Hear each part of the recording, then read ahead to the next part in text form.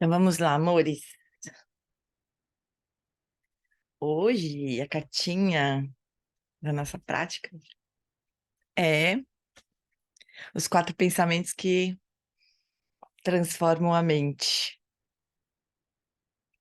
É um dos primeiros ensinamentos que a gente geralmente recebe, né? Só fazer uma para quem não está familiarizado com esse tema. Os 4 pensamentos que transformam a mente, essa palavra que a gente normalmente traduz como transformam no português. No inglês já é um pouco diferente, é turn the mind, quer dizer, que gira a mente, né? Só que não é que gira assim, como a gente gira normalmente, né?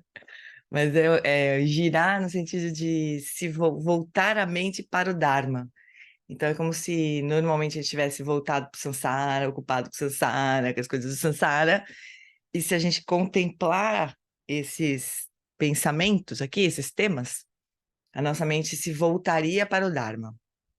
Então, talvez o melhor tradução seria os 4 pensamentos que voltam a mente para o Dharma, uma coisa assim. Esse que é a tradução. Tá bom? Então, é longa essa contemplação, pode ser bem longa, pode ser bem curta, como é o caso aqui. Então, a gente pode começar trazendo o- a consciência para o corpo, é, encontrando uma postura que seja confortável para o corpo, os pés bem apoiados no chão. Sente o apoio da cadeira, o apoio do chão. Se você quiser, você pode deixar os olhos abertos ou fechados, como você preferir.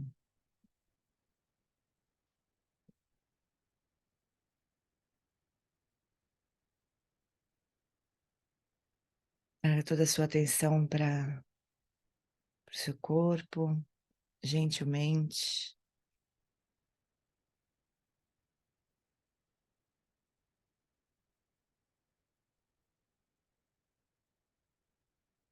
Traga sua atenção para a inspiração. Recolha sua atenção na inspiração e solta dentro do corpo, relaxando o corpo na expiração. Na inspiração, recolhe a atenção de tudo que não é aqui e agora. E na expiração, solta a tensão dentro do corpo, relaxando.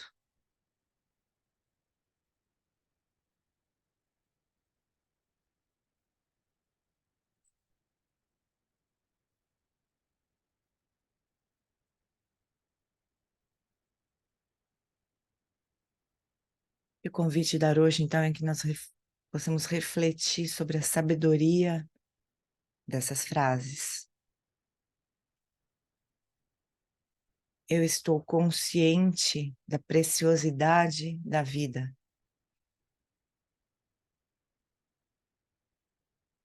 Estou consciente da preciosidade da vida.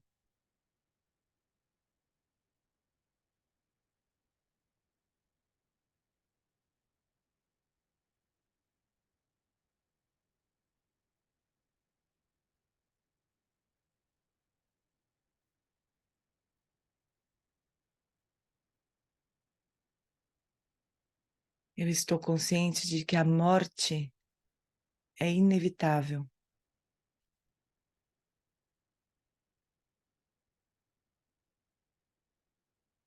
Eu estou consciente de que a morte é inevitável.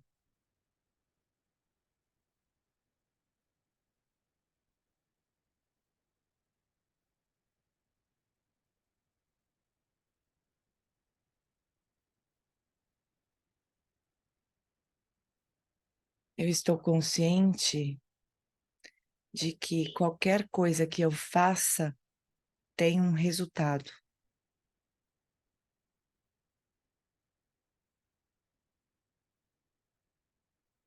Eu estou consciente de que qualquer coisa que eu faça tem um resultado.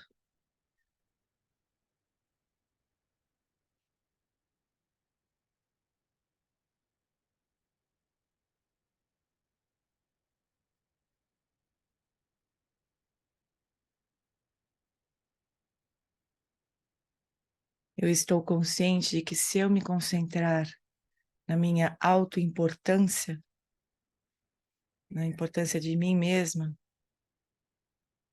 eu experienciarei o sofrimento.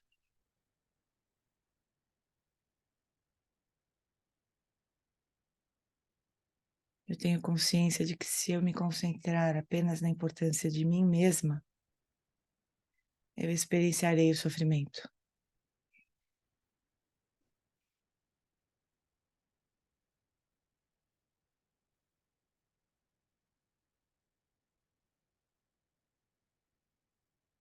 Deixe essas frases passarem para o pano de fundo da sua consciência e descanse na abertura. Eu vou ler mais uma vez. Deixe essas frases se aprofundarem no seu ser e descansa ao final. Eu tenho consciência da preciosidade da vida.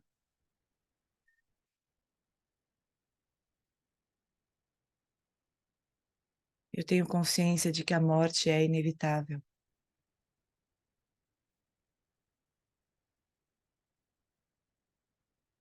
Eu tenho consciência de que qualquer coisa que eu fizer tem um resultado.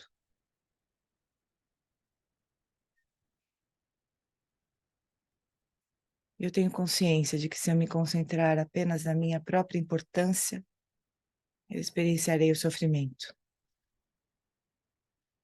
Deixe essas frases permearem seu coração.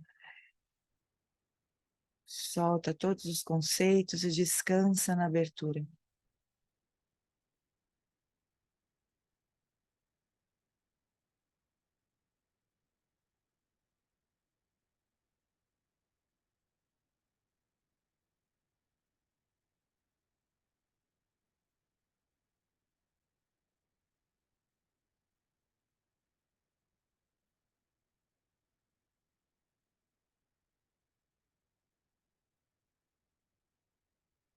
E aos pouquinhos, vai se preparando para voltar para esse espaço nosso, compartilhado.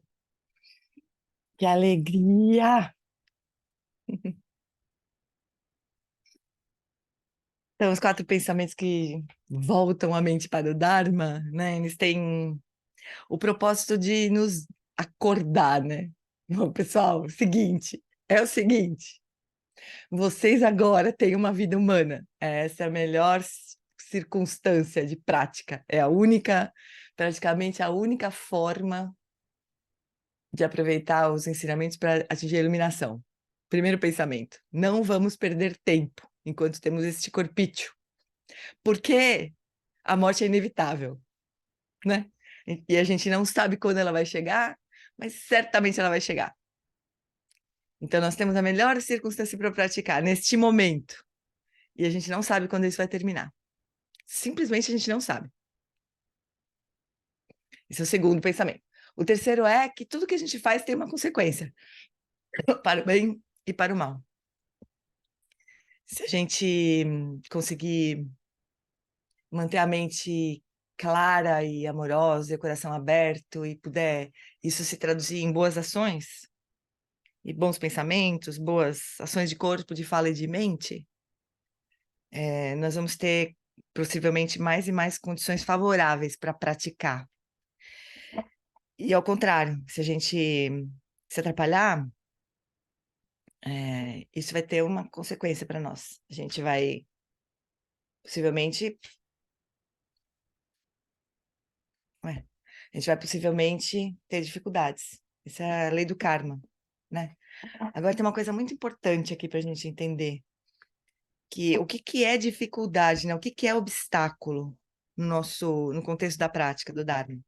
Então a gente pode pensar que quando acontece alguma coisa ruim para a gente pode achar que isso é obstáculo, né? Mas só vai ser obstáculo de verdade se isso impedir que a gente continue praticando, ou que a gente faça alguma coisa com aquilo, né? Então, vamos supor, a gente tem se acontece alguma coisa muito ruim com a gente, e a gente pega aquilo e olha direito para aquilo e fala, bom, essa aqui é o samsara. O que mais eu esperaria da vida, no Sansara, né? Sansara é isso, o Buda falou isso. Primeira coisa que o Buda falou, né? A verdade do sofrimento. O sofrimento existe. O que a gente esperaria, né? Sansara é isso aí. Então, do mesmo jeito que eu estou sofrendo com isso, muitas outras pessoas estão sofrendo também. Que todos nós possamos nos livrar do sofrimento. Então, é como se a gente pegasse aquela desgraceira da nossa vida, transformasse em compaixão. Então, isso deixa de ser um obstáculo, porque aquilo está servindo para a nossa prática. Então é isso, né? A coisa do obstáculo é muito importante, porque às vezes os praticantes começam a negociar com o Sansara, né? Bom, então se eu fizer tudo direitinho, vai dar tudo certo? Não, não vai dar tudo certo. Depende do que você acha que dá tudo certo, né? Se você achar que dá tudo certo e nunca mais acontecer nada de ruim com você, perdeu, porque vai acontecer. É a natureza do Sansara, né? Agora, se aquilo vai te perturbar ao ponto de você esquecer que o Dharma existe e transformar aquela negatividade em mais negatividade ainda, em vez de transformar aquilo em compaixão, transformar em raiva, em, em amargura, quero que o mundo se dane, que as pessoas todas se dane. Aí sim, isso deu errado, né? Mas se ao contrário você pegar aquilo e transformar em Dharma, aquilo deu muito certo. Então, isso a gente pode fazer. Agora, achar que o Sansara vai em algum momento dar uma trégua pra gente, pode até dar, mas não vai durar muito tempo, né? E o quarto pensamento, que é se eu me concentrar só em mim mesma, se o autocentramento for minha forma de funcionar, eu vou sofrer com certeza, né? Então, esse é o quarto pensamento que transforma a mente. Então, essas reflexões, se a gente realmente... Quando a gente faz as preliminares, ou o Nondro, que chama, né? Esse é o primeiro passo do Nondro. São várias práticas, é uma sequência de várias práticas, de acumulação de práticas, né? Então, a primeira delas é contemplar os 4 pensamentos transforma a mente. Se a gente realmente contemplasse, a gente não perdia tempo. A gente não se encantaria ou se enganaria com o Sansara, né? A gente não ia perder tempo. A gente ia transformar tudo em Dharma, quer dizer, o resto das práticas do Nondro seriam fáceis. A gente não ia ter nenhum problema com elas, né? Mas não é que a gente às vezes acha que vai durar para sempre, não é? A gente acha que as coisas não vão acontecer com a gente, só acontece com o vizinho. A gente vai levando a vida meio assim nesse engano, né? Então, esses 4 pensamentos são para meio que cortar o engano, para a gente não perder tempo, para a gente transformar a nossa vida em Dharma. O que não significa, né, abandonar tudo e fazer retiro, não significa isso, né? Significa isso, aproveitar cada coisa que acontecer com a gente para ganhar mais sabedoria, para desenvolver mais compaixão, né? A Priv perguntou se esses 4 pensamentos estão ligados aos 8 versos. Eles estão dentro dos 8 versos, mas os 8 versos é uma outra formulação, vamos dizer assim, né? É assim, os 4 pensamentos que transformam a mente, eles estão numa fase da prática que é desenvolvimento da renúncia, né? A renúncia à ideia de que levar a vida do jeito que a gente sempre levou, dando corda para o Sansara, não vai nos levar a lugar nenhum. Então, é a renúncia do Sansara, mas né, não é a renúncia externa ao Sansara, não é, né, eu largar toda a minha vida e ir para não sei aonde. É uma renúncia interna, que é bem mais difícil. As pessoas acham que renunciar ao Sansara é ir fazer um retiro, né? Aí elas vão para o retiro e continuam no Sansara, lá dentro do retiro, né? Continuam querendo, sei lá, que as coisas deem certo. Enfim, leva o Sansara junto com elas para o retiro. Então, a renúncia mais importante não é externa, é interna. Então, os 4 pensamentos são para isso, para nos ajudar a desenvolver a renúncia. Os 8 versos já estão um pouquinho adiante no caminho, eles nos ajudam a desenvolver a bodhicitta. A bodhicitta é a sabedoria completa assim, da natureza do Buda, assim, a bodhicitta última é a própria iluminação, e a bodhicitta relativa é a motivação que a gente segue no caminho, né? A gente é, contempla os 8 versos, tenta colocar os 8 versos em prática para atingir a iluminação, para poder levar todos os seres junto com a gente. Então, a gente não quer ir sozinho, né? A gente quer ir, aliás, a gente quer ir porque a gente vê o sofrimento. A gente não precisa ir longe, né, pessoal? Vamos combinar para ver o sofrimento, né? Tá cada vez. Putz. Ah, o problema é que a gente vê as coisas acontecendo e a gente, se pelo menos não existisse mais guerra. Se pelo menos o meu irmão tivesse sossego. Se pelo menos. Só que nada disso vai resolver. A gente tá vendo aqui a Lama falando, né? Que a compaixão é arder de amor por um mundo que não tem como consertar. Mas a gente continua querendo consertar. E tá bem a gente querer consertar. Só que o conserto último, vamos dizer assim, é todos os seres atingirem a iluminação. Então, essa bodhicitta. A gente quer aliviar o sofrimento no nível relativo, assim. Claro que a gente quer que a guerra acabe, a gente quer que as pessoas tenham paz, a gente quer que as pessoas tenham saúde, a gente quer tudo isso e a gente vai lutar por isso. Mas, ao mesmo tempo, a gente precisa lembrar que isso não vai resolver o sofrimento do Sansara. Sansara é uma máquina de sofrimento. E o único jeito de desligar essa máquina é perceber que ela é feita de vento, né? Que ela é um sonho, é um dos caminhos assim de a gente ver. É um sonho de sofrimento para seres, um sonho de sofrimento para seres de sonho e atingir a iluminação de uma vez por todas, né? O Ed falou, uma vez eu vi que os quatro pensamentos na vida humana é preciosa, impermanência existe, karma e sofrimento. Exatamente. A Aroshi colocou uma outra formulação, né? Então, a vida humana preciosa é mais ou menos isso mesmo que a Aroshi colocou. Daí o karma não, ela colocou a impermanência, né? Como a morte é inevitável. Depois o karma, como que quer que eu faça, qualquer que eu faça tem um resultado. E o sofrimento tenho consciência de que se eu me concentrar apenas na minha própria importância, eu vou sofrer. Porque essa formulação do sofrimento, né? Já diz qual é a fonte do sofrimento, que é o autocentramento. O autocentramento é a fonte do sofrimento mesmo.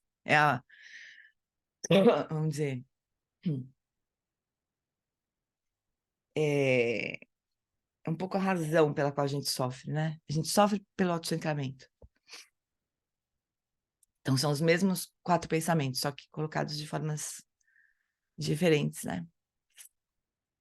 Certo, fofuras? Então, vamos lá, vamos encontrar com a lama. Eita, ai. Às vezes eu não acho compartilhar a tela, que tá na minha cara em verde, só faltava estar assim, brilhando assim. Então, vamos lá. A gente tá nesse capítulo 12 agora. Ó, meio que no meio do livro. Nunca a gente fez um estudo tão rápido, acho. É que é um texto que flui, assim, né? Então, vamos lá. O capítulo 12 chama Com Toda a Nossa Força. Tchau. Então, se a condição humana pudesse ser consertada, com certeza o Buda haveria feito isso há muito tempo, né? O que a gente estava falando, se tivesse como consertar, o Buda tinha resolvido já, né? O problema é que a mente dos seres é que cria todo esse sofrimento. Tu não tem como consertar. É tipo mesmo enxugar gelo, porque a mente se move, ela né? Enfim, é um trabalho individual nesse caso, né? Então, eu estou segura de que a Madre Teresa ou Mahatma Gandhi teriam decifrado o código, e certamente Dalai Lama iria se assegurar de que alguma coisa fosse feita. A bondade desconcertante das figuras mais iluminadas da história, tanto do passado quanto do presente. Bom dia, Val. A bondade mais, como é que é? A bondade desconcertante das figuras mais iluminadas da história, tanto do passado quanto do presente, é tal que, apesar de conhecerem a natureza não consertável das coisas, fizeram tudo o que podiam para servir os outros. De fato, elas tentaram com toda a força que tinham. Então, embora o que a gente estava falando, né, tem uma bodhicitta relativa, que é isso, eu vou aliviar o sofrimento das pessoas, dos seres, do jeito que der, né? Porque para quem atingir a iluminação, né, o nosso sofrimento é um sofrimento de sonho. Para quem não atinge iluminação, o sofrimento dói. Então a gente vai fazer o que der para aquilo terminar, sabendo que apesar disso, aquilo é um sofrimento de sonho. Então, Lama Santen falava que é igual uma criança que cai o pirulito no chão e morre de chorar. O que a gente vai falar? Ah, meu filho, vai, se liga, isso é só um pirulito. A gente não faz isso, a gente pega outro pirulito, ou a gente pega o pirulito que cai no chão, lava o pirulito, dá o pirulito para a criança e dá uma risada, porque fala, ah, isso não é nada grave aqui, né? Então, respeitando as proporções, é mais ou menos isso. A gente não vai, né, desqualificar o sofrimento do outro. A gente vai fazer tudo para resolver, sabendo que não vai adiantar nada, que no minuto seguinte... E essa é a grande bondade, né, que a Lama está falando. Esses mestres, eles sabem que não adianta nada. Dá uma soprãozinho no nosso dodói. Mas assim eles dão uma sopradinha no nosso dodói, né? Essa é muito, muito comovente. Eu acho sempre muito lindo ver como é que os lamas, assim, eles tentam ajudar a gente de qualquer jeito. Eles fazem os malabarismos, assim, para chamar nossa atenção, para explicar como a banda toca pra gente. Eles fazem de tudo.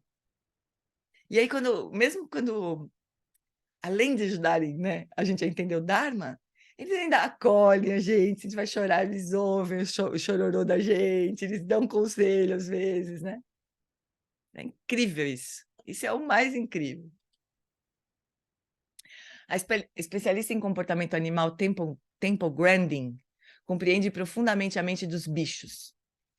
Carol, se você achar o filme da Temple Grandin, tá em algum stream, acho Tá que no Amazon, eu acho. na Amazon Prime, né? É sensacional a vida dessa mulher. E tem um TED com ela, né? Com a Temple Grandin. Então, eu me enrolo tanto falando o nome dessa mulher. Temple Grandin. Temple Grandin. Ela tem autismo, né? Só que ela tem uma... Não é só que. Ela tem autismo e ela tem uma sensibilidade... HBO, a Carol falou. É na HBO isso.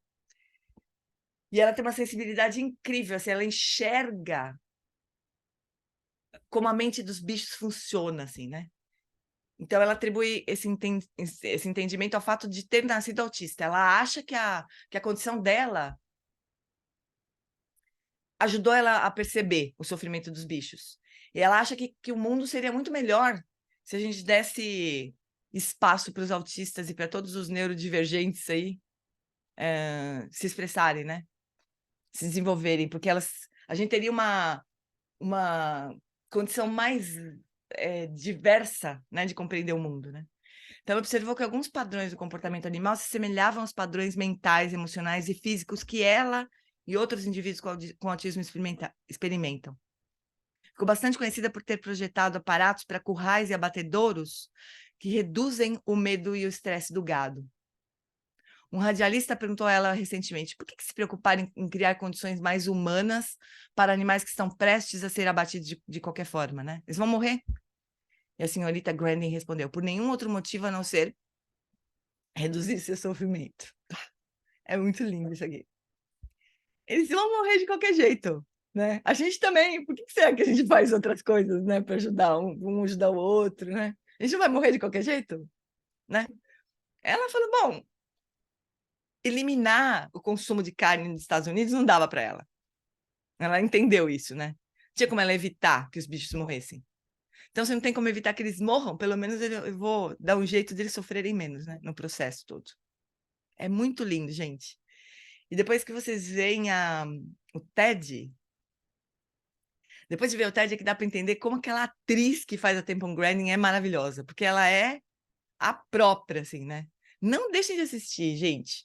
Dá para assinar a HBO e desassinar, sem pagar nada, eu acho. Tem um prazo lá para não pagar nada. Então, se vocês não tiverem HBO, assina e desassina. Assiste, né, o filme. E depois desassina, não vai custar nada. É muito incrível. Vale muito a pena. Para a gente entender como é que prestar atenção, né? E se colocar na mente daquela criatura, seja a criatura que for, né? Como aquilo. Eu lembro que ela olhava para os bichos mortos, ela falava assim: "Pra onde eles foram?" Né? Porque ela via que não estava mais lá, o bicho estava morto, a pessoa estava morta, né? Ela olhava para o corpo assim e falava: "Para onde que ele foi?" E, sabe, uma curiosidade assim, uma, uma honestidade, né? De querer enxergar que está ali mesmo. Para onde que ele foi? Porque ele não está mais aqui, né? Ela olhava para o corpo do bicho morto e falava: acho que tem um cavalo, primeira situação dessa, tem um cavalo que ela vê morto. Falei, pra onde que ele foi? Né? E é lindo. Bom, o filme todo é lindo. Por favor, vale muito a pena assistir. E o Ted é mais... É outra... É ela mais velha, né? Ela falando o que ela acha da forma como se trata os autistas. É incrível. É muito incrível. Tem mais um TED? Tem 2 TEDs dela? Nossa, acho que eu não vi. Será que eu vi? Bom, depois eu vou... Deixa eu abrir todos esses links aqui para poder postar no YouTube.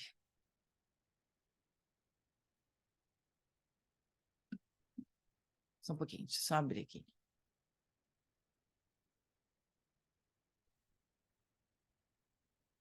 Será que são diferentes? Porque ela tá com a mesma roupa, parece.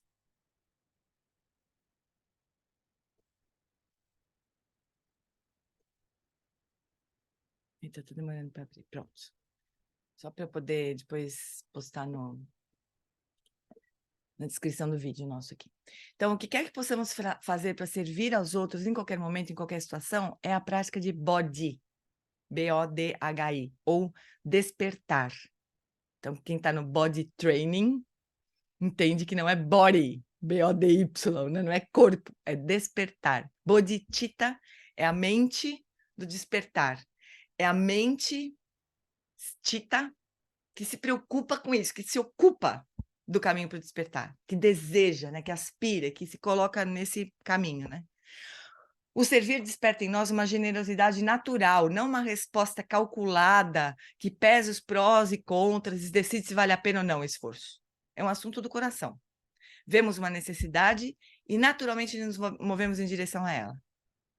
Shantideva, em um modo de vida do Bodhisattva, diz que se o nosso cabelo estivesse em chamas, estaríamos obcecados em apagar o fogo.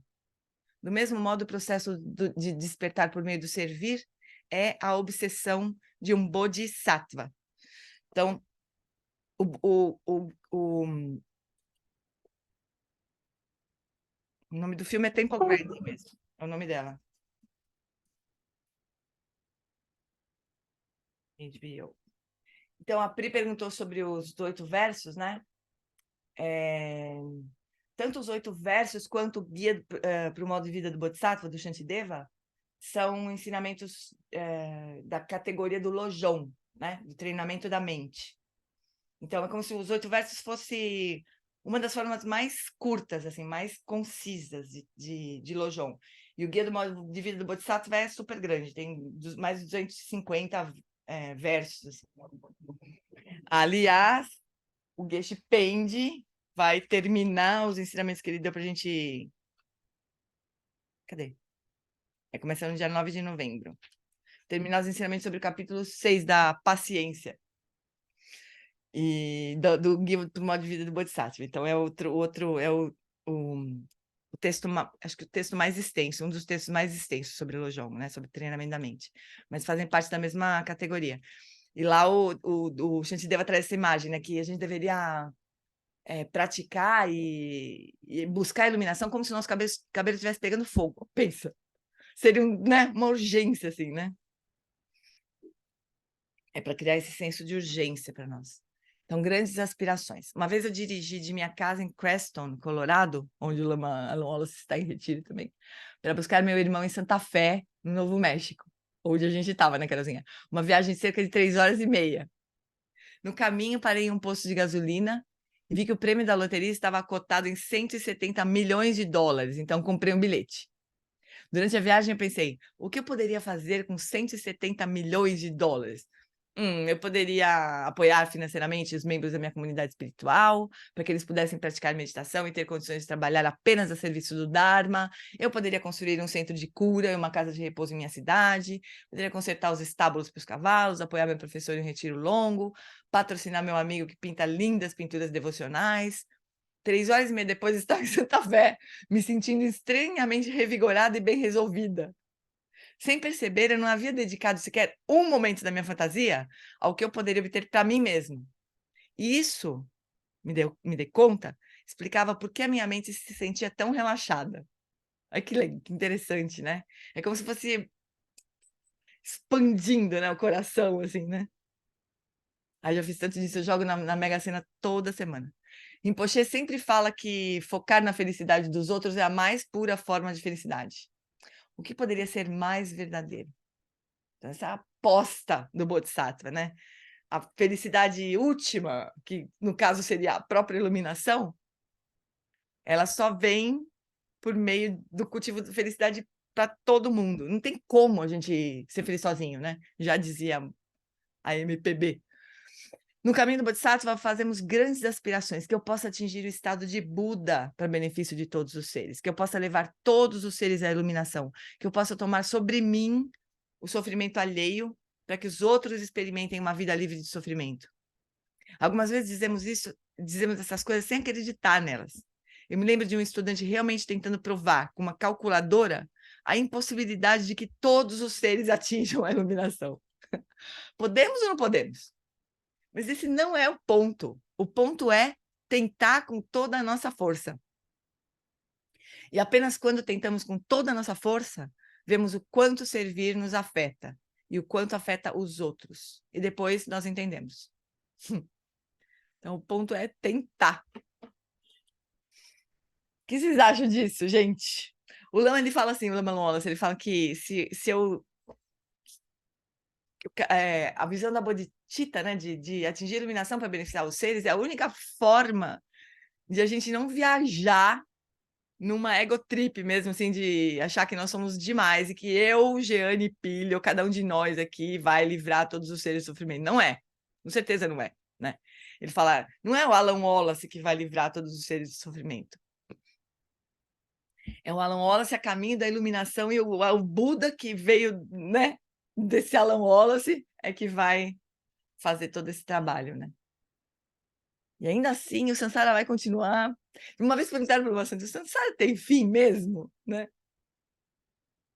Aí o Lama Santo fez uma cara de que acho que não. Mas a gente vai, né, fazendo esse trabalho para aliviar o sofrimento, né? O ponto não é se vai ter fim ou se não vai. Essa é uma visão um pouco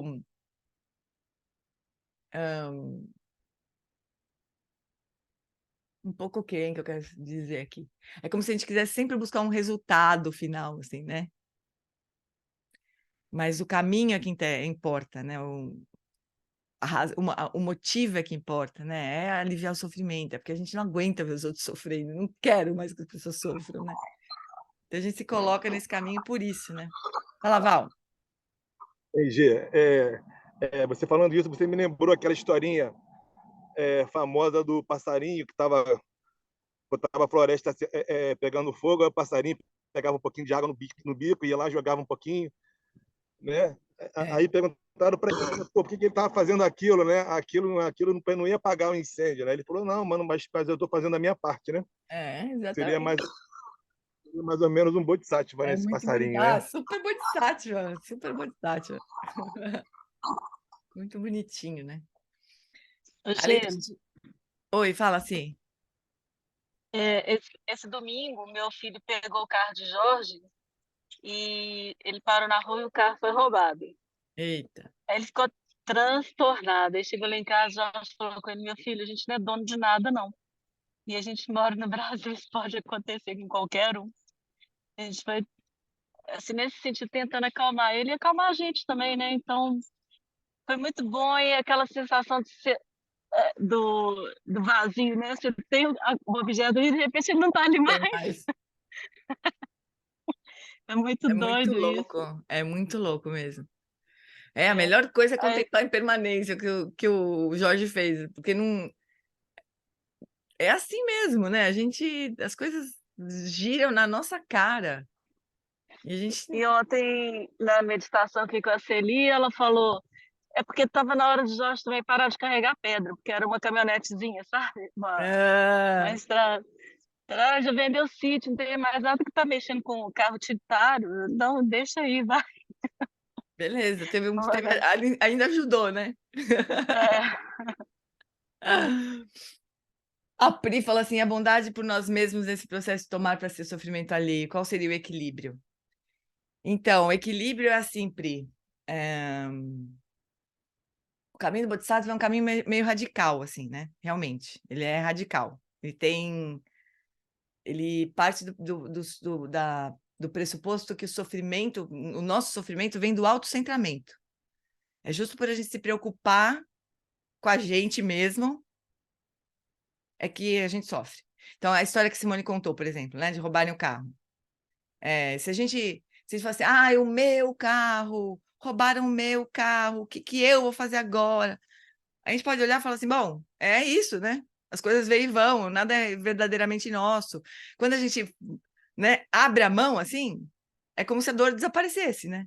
Então, na verdade, quando a gente faz esse exercício de tomar o sofrimento do outro, de se voltar para o outro, a gente está abrindo a mão. O Eric Permacusan fala que o autocentramento, ele fala, ele tem várias metáforas, mas uma delas é que a gente fecha a mão de um jeito tão forte que a unha crava na mão e dói. E toda vez que a gente se preocupa com o outro, a gente abre um pouquinho a mão, assim, para poder oferecer para o outro, ou ajudar o outro. E o resultado disso é menos dor para nós. Então, na verdade, no fundo, na visão do Bodhisattva, não tem como é que fala? Não tem esse cabo de guerra, sabe? Eu ou os outros? Não tem esse cabo de guerra. Na verdade, a visão do Bodhisattva é que quando você está se voltando para o outro, tentando aliviar o sofrimento do outro, o tomar para si não é. Ele é mais uma aspiração e uma disponibilidade do que um fato. Então, por exemplo, a gente faz uma prática no caminho do Bodhisattva chamada Tonglen. Então, você aspira que todo o sofrimento venha para mim e que toda a minha felicidade vá para o outro. Isso não vai acontecer. Você não vai ficar com câncer só porque você aspira que o outro se livre do câncer, que aquele câncer venha para você. Não vai acontecer isso, né? Mas é o que a Lama falou ali da loteria. Ela nem ganhou na loteria. Mas ela já estava imaginando o que ela ia fazer de maravilhoso com o dinheiro que ela ia ganhar na loteria e ficou feliz, né? Então, é uma estratégia, assim, né? É o princípio da mãe, do coração da mãe. Quando o filho está doente, a mãe faria qualquer coisa para ficar doente no lugar do filho. E para o filho se livrar daquilo. Dá vontade de chorar. Eu nem mãe sou, mas eu já imagino. Então, essa alegria, essa felicidade, ela vem de um outro lugar. Do lugar de tomar, imagina, de tomar o sofrimento do filho para ela. E aquilo seria um alívio tão grande que é o que ela melhor pode fazer por ela mesma. Então, é um caminho muito radical. É claro que ao longo do caminho, né, a gente vai desenvolvendo ferramentas. Então, se hoje a gente for jogado no meio de sei lá, de um campo de guerra e querer ajudar todo mundo, capaz de a gente tomar um tiro no meio da cara e morrer junto, né? Então, tem uma inteligência, tem meios hábeis que a gente vai desenvolvendo no meio do caminho. Mas esse que é o princípio, entende, Pri? Essa felicidade que está muito além da gente se proteger. Está muito além. Aquela felicidade que, não precisa nem de proteção, eu quero mais aquela dor toda. A Jetsuma, ela conta uma história da mãe dela, quando a Jetsuma era criança, ela teve uma queimadura, assim, brutal. Eu nem sei a história direito, eu não lembro, ela já deve ter contado essa história. Não sei se alguém lembra aí como que foi essa história. Mas ela teve uma queimadura brutal, e ela ficou internada muito tempo, assim, meio desacordada, assim, de tão infernal que tinha sido aquilo, né? De tão grave. E a mãe dela, que não era praticante budista nem nada, mas era uma mãe maravilhosa, né? Ela ficou o tempo todo do lado da Jetsuminha, rezando para aquela dor vir para ela não sofrer, para aquela dor vir toda para ela. Se precisasse tirar com a mão, ela tirava e pegava para ela. A Jetsuma disse que não sentiu dor nenhuma em todo o tempo, né? E a prática da mãe foi de Tonglen. Então, é prática de coração de mãe, essa prática, né? E aí a gente sabe como as mães ficariam felizes se realmente isso acontecesse, se elas realmente tivessem essa capacidade, né? Então é isso, o caminho do Bodhisattva é um caminho radical. Eu e a Elô vamos começar a traduzir o livro da Jetsuma agora, chama Coração Heróico. É um herói, o Bodhisattva é um herói, né, espiritual. Ele não é, assim, coisa para amadores, né? É uma coisa de mega power, assim, né? Entende, Pri? Então, a bondade por nós mesmos é justamente oferecer a bondade para todos os seres. É daí que vem né, a confiança, o bem-estar do Bodhisattva. É fazer isso. Não está preocupado. Não tem agenda própria, de jeito nenhum, tá? E isso não é martirizar, assim, sabe? É o caminho dele. Não tem mais nada para fazer além disso. Não tem agenda. Oi, Fabi. Fala, meu amor. Eu até esqueci. Peraí, que eu fico tão encantada. Você fala. Uma coisa que eu estava aqui pensando, você está falando de mãe, né? Eu tenho 2 filhas. Elas sempre, quando ficam doentes, eu faço uma coisa assim, fica assim, puxando para mim. Assim, vem para mim, traz para mim. Elas ficam, para, mãe, me dá. Mas é uma coisa. Mas não era isso, não. Ah, lembrei. Ontem de manhã, eu tive um episódio emocional, eu senti uma raiva de uma situação onde uma pessoa estava tentando me provocar. E eu sentia raiva, bem cedo. E eu vi aquilo tudo vindo, eu falei, gente, não é possível. E aí, isso é tão. A gente estuda, ouve, tantos mestres, ouve você, e a gente sabe, na teoria é tudo bonito, né? Mas ontem, na prática, uma coisa que funcionou muito bem para mim, sabe, Gê? Não foi nem assim, me veio na hora, assim, eu falei, cara, como a gente tem oportunidade e chance o tempo todo de estar tirando esse centramento, né? Porque nitidamente era um centramento, é isso que você está falando. E quando eu joguei, eu mentalizei, eu falei, gente, o pessoal na guerra está sofrendo tanto, como as pessoas estão. Eu comecei a olhar para aquilo, para outros sofrimentos, para outras pessoas, como pode. Aquilo se dissolveu de uma forma tão bonita, tão rápido, sabe? Aquilo ficou tão pequeno, sabe? Eu fiquei até com vergonha. Eu falei assim, cara, e como a gente tem o tempo todo oportunidade, né? Porque não precisa só olhar a guerra, né? Que está aí nítido também, está explosivo nos nossos olhos, né? Na nossa mente, em redes e tudo mais. É andar na rua mesmo, né? Ver a condição humana que está tão assim, está triste, né? Em várias situações, não é todo mundo, mas é a grande maioria. Então, quando a gente sai da gente, é tão natural. E assim, por mais que eu saiba, escute vários mestres, escute você, quando a gente vivencia isso na pele, na prática, é tão bonito. É. É Que lindo. E a gente pode fazer isso o tempo inteiro, que a gente tem a oportunidade de ver, como você mesmo Esse é o fala. quarto, essa história desse quarto pensamento aí, o autocentramento é que é a fonte do sofrimento nosso. É que é muito contraintuitivo, né? Porque toda vez que dói, a gente tenta proteger mais. Ah, só doeu porque eu esqueci esse buraquinho aberto aqui, então deixa eu tampar. E pega e tenta se proteger mais. E não é justamente o contrário. Vai fazer o que você fez. Mas, cara, como assim? Olha aqui, olha o mundo como é que tá. Né? Uma outra coisa, Fá, você, que é o mesmo, exatamente o que você falou, a gente ouve tantos ensinamentos dos professores e tudo mais, e ainda assim, quando acontece com a gente reage. É mais uma razão ainda para a gente olhar para, putz, olha só como o mundo é. Eu que tô aqui, ó, ralando faz tempo, tomo umas, né? Fico com raiva, quero socar o outro. Imagina as pessoas que não têm nenhum recurso, que vivem só reagindo a tudo, né? Essa pessoa que causou essa raiva em você, por exemplo, a pessoa humana e faz a gente conectar com o outro. Exatamente. precisa. Cara, o outro sente, porque eu sinto também, e aqui tá aqui, a dor tá aí, entendeu? Exatamente. Não é uma coisa superior, não, a gente tá aqui junto. Infelizmente, assim, é isso e acabou. Infelizmente, não, felizmente, porque a gente tá aqui. Exatamente. A gente Obrigada. pode praticar o tempo todo. Isso é que é renúncia. Não é sair correndo e fazer retiro no Himalaia. Pode fazer também, óbvio, maravilhoso também. Mas não é isso, né? É exatamente o que você disse, assim. A gente pode pegar tudo, tudo, tudo e falar, meu, olha só, a Fabizinha aqui.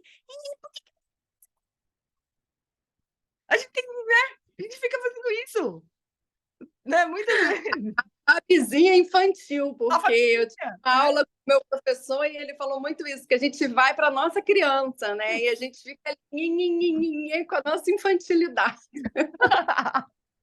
Mas é gozado, né? Quando a gente vê, é muito engraçado que monta na hora e fala, ai, não, caí de novo nessa pegadinha besta do Sansara, né?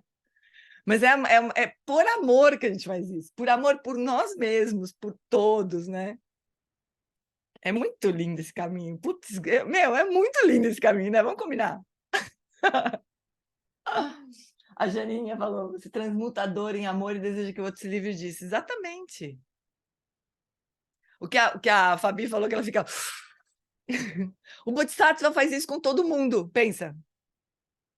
Se a gente fica feliz e sente que é isso que a gente tem que fazer, tomar a dor do filho para nós, né? O Bodhisattva toma a dor de todo mundo. Imagina, né? Se isso não é um caminho de felicidade também. A gente pode achar que, putz, é um caminho de dor, de... Nossa, sofrimento. Não é, não é. Caminho de dor é o nosso, de ficar tentando se desviar, assim, tipo Matrix, né? Desviar das balas assim, do Sansara. Não tem como desviar das balas do Sansara, né? Isso que é caminho de dor. Agora, o caminho do Bodhisattva é caminho de amor, né? Não é um caminho de dor.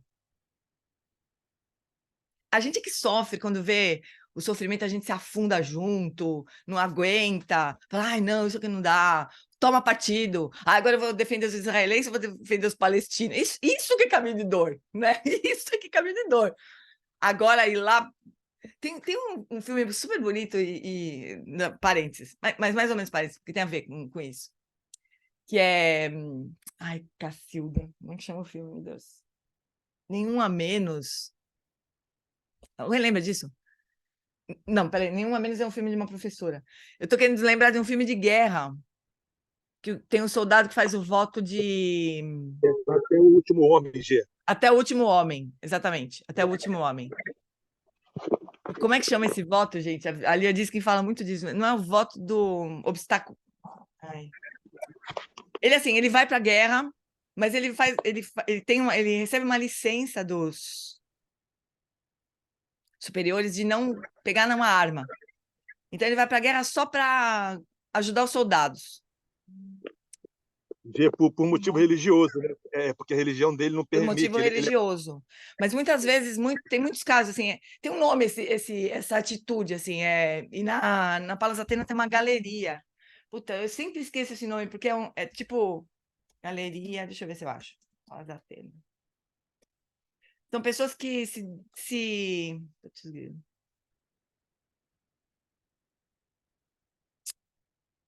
Ai, Jesus. Obstaculizador, não é obstaculizador. Ai, são pessoas que se recusam a tomar parte no... Alguém sabe, gente, o nome disso? É uma atitude, assim, de pessoas que se recusam a tomar parte de uma... Não é deserdar. Não é deserdar. Não é. É assim, você vai para uma guerra, por exemplo, né? Você está na guerra, você está naquele cenário de inferno. Só que você se recusa a jogar, a fazer o jogo. Então, você vai lá para ajudar as pessoas. E tem outras situações, assim, também. Situações muito difíceis que as pessoas se recusam a fazer o jogo, mas elas estão lá fazendo uma outra coisa. Sabe? Tendo uma ação positiva naquela situação. Putz, eu vou lembrar. Tipo, se recusa a tomar partido, se recusa a fazer parte daquilo, na verdade. Mas não se indo embora. Tipo, não vou pra guerra. Eu vou, mas não vou pegar na arma. Entende? É isso, é, é ir para a situação, mas não fazer o jogo. Eu vou lembrar o nome disso. E na Palas Atena tem uma galeria de pessoas que fizeram isso ao longo da história. Eu só sinto falta que não tem a história das pessoas, só tem as fotos. Mas se a gente quiser, a gente pode ir atrás. Na época que eu estava estudando esse negócio, que eu esqueci essa palavra. Não é obstrutor. Porque parece coisa. Ai, ai. Eu vou achar. Pessoas que se recusam a. Putz. É uma coisa de comunicação não violenta, tá tudo, né? Bom, eu vou achar. Mas, enfim, eu lembrei por quê, será? Porque é possível, né? Esses são os bodhisattvas, assim, de ver aquela situação mais desgraçada, a pessoa fazendo uma coisa boa. E esse cara, esse ator, não é resistente, não é só. É uma coisa assim, mas é. Porque não é só que eles resistem, mas eles resistem de uma forma não violenta, de uma forma compassiva, de uma forma. Eu vou achar, depois eu mando para vocês. De uma coisa de coragem, assim, sabe? De se opor de uma forma não violenta ao que está acontecendo. Esse soldado aí não é insurgente também. Começa com. É tipo obstaculizador, obstrutor, é uma coisa assim, que se opõe, assim, sabe? Não é oponente, mas é uma coisa desse jeito, assim, essa palavra. E esse soldado no filme, ele ajuda todos os soldados no fim, na verdade. Ele, dos dois lados, é super lindo esse filme, super lindo. Então, essa forma de caminhar no mundo, ela de um bodhisattva, vocês imaginam, deve ser menos sofrida do que a nossa, que a gente fica tentando resistir o nome do filme é... Como é que é mesmo, Val? Opositor consciente, pode ser isso. Opositor? Na descrição da sinopse do filme tem esse termo. Pode ser. Deixa eu ver. Não é o que está na Palas. Mas seria isso, assim. Pessoas que se opõem, né? Mas até o último homem. Objetor. Consciência. Isso. Objetor de consciência. Uhum. Boa. Pô, eu não consigo guardar esse nome, desgraça. Objetor de consciência. Objeção de consciência, um direito constitucional. Até o último. Até o último homem, é. Ó, olha só, é um direito constitucional isso, é uma maluquice. Uma espécie de direito de resistência à recusa ao cumprimento dos deveres incompatíveis com convicções morais, políticas e filosóficas. Exatamente. É um direito constitucional. É super bonito, porque é uma coisa assim, eu não vou fazer o jogo e pronto, acabou. Não vou matar, não vou, né? Mas é uma coisa meio... É uma decisão política, assim, né? Isso, no fim, isso pode gerar reflexão, né? Outras formas de enxergar uma situação, né? Uma forma de resistência positiva, exatamente. Não é destrutiva. Essa história é linda. E no final ele ainda ganha um prêmio do Congresso, uma medalha de honra. É lindo o filme, né? Maravilhoso a história. É lindo de morrer o filme. E acho que é verídico, né? Não, é uma história real. Baseado em fatos reais. Eu vou botar tudo isso na descrição do filme. 15 de maio, dia do objetor da consciência. Eu não consigo gravar esse nome. Putz, grila. Toda vez que eu quero falar disso, eu não lembro nem o nome do filme e nem o objetor de consciência. Mas, ó, o próprio nome objetor de consciência, né? Tentar fazer uma mudança né? Se recusa a agir dessa forma insana, né? É muito bonito.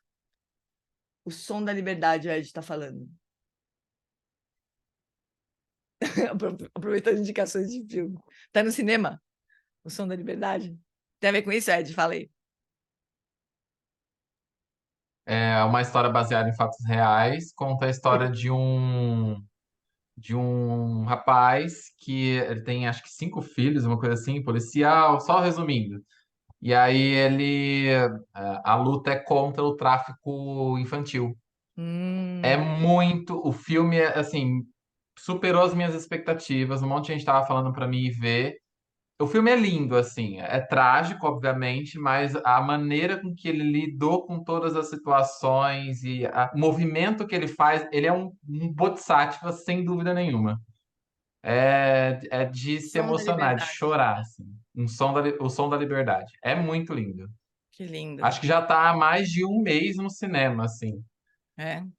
Eles estão fazendo uma campanha para tentar o máximo número de pessoas possíveis assistir o filme, assim. A Então vamos, mensagem do pessoal, filme é vamos muito. fazer o voto de ver esse filme, todo mundo. O Som da Liberdade. Muito bom, meus bens. Vamos fazer um pouquinho de silêncio antes da gente encerrar? Então lembra que esse silêncio não é se livrar de tudo que foi discutido, né? Mas é deixar tudo isso assentar no nosso coração, acolher todas as reflexões e todos os insights que a gente pode ter tido.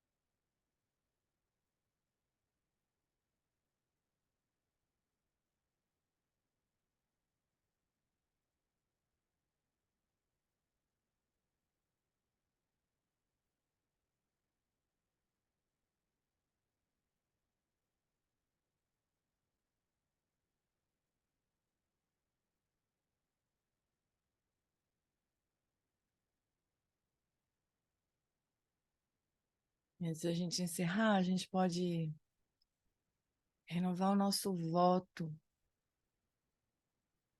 de transformar o que quer que a vida nos ofereça em prática.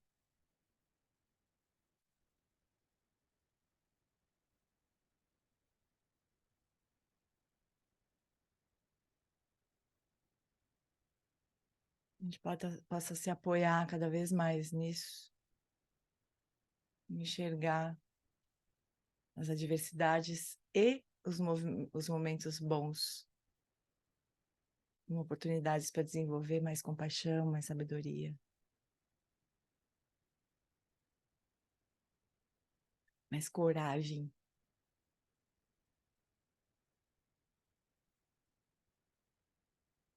Muito bem, meu bem. Fala, Ninhá. Oi, Gê.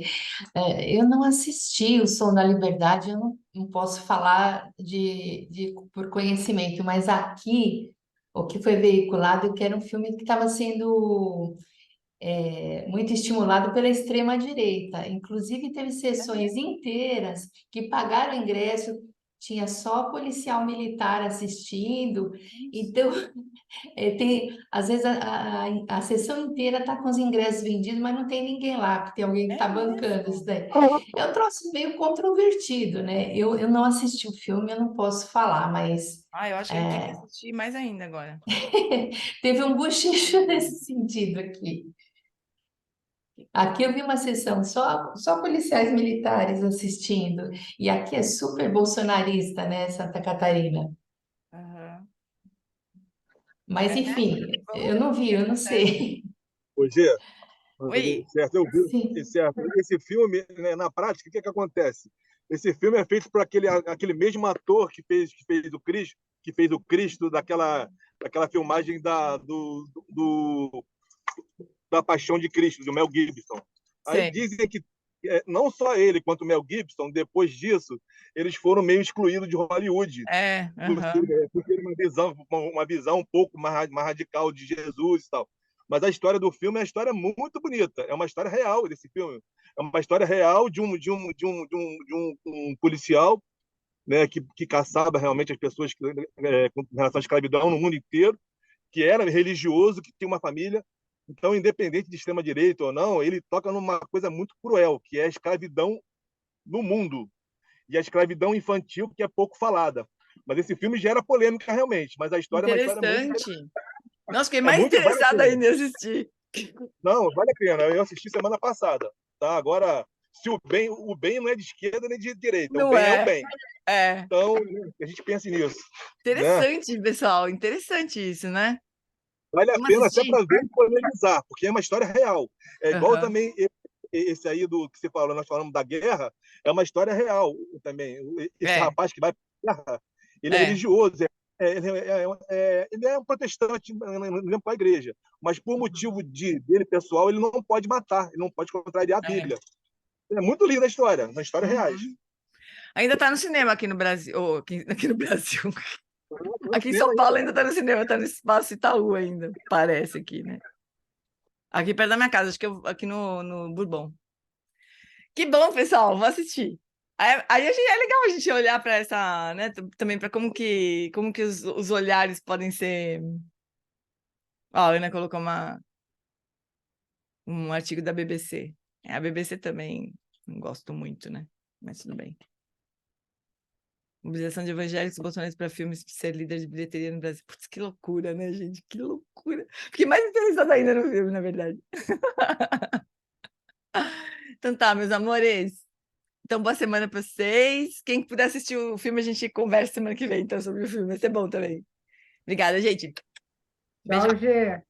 Beijo, Beijo. beijo, Juju. Obrigada, gente. Beijo, obrigada. tchau, Que pessoal, bom bom estar dia. aqui. Obrigada, Gi. Bom dia. Bom dia. Obrigada, Gê. Obrigada. Obrigada, gente. Obrigada, bom dia. Beijo.